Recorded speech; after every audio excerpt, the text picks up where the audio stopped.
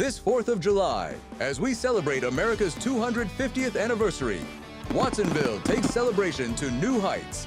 Get ready for an unforgettable evening at the Watsonville Fire in the Sky Open House, a long-standing community tradition that brings aviation, patriotism, and local pride together. Start the night with a community car show, then explore a wide range of aircraft.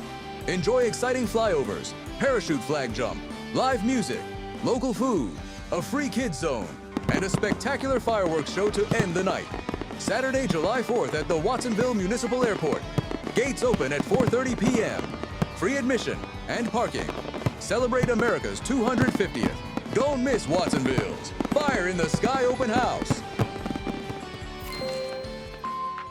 Este 4 de julio, mientras celebramos el 250 aniversario de los Estados Unidos, Watsonville llevará la celebración a nuevas alturas. Prepárese para una noche inolvidable en el evento Watsonville Fire in the Sky Open House, una tradición comunitaria de muchos años que une la aviación, el patriotismo y el orgullo local. Comience la noche con una exhibición de autos y después explore una gran variedad de aeronaves. Disfrute de emocionantes sobrevuelos, un salto en paracaídas con bandera, música en vivo, comida local, una zona infantil gratuita y un espectacular show de fuegos artificiales para cerrar la noche. Sábado 4 de julio, en el Aeropuerto Municipal de Watsonville. Las puertas abren a las 4:30 de la tarde.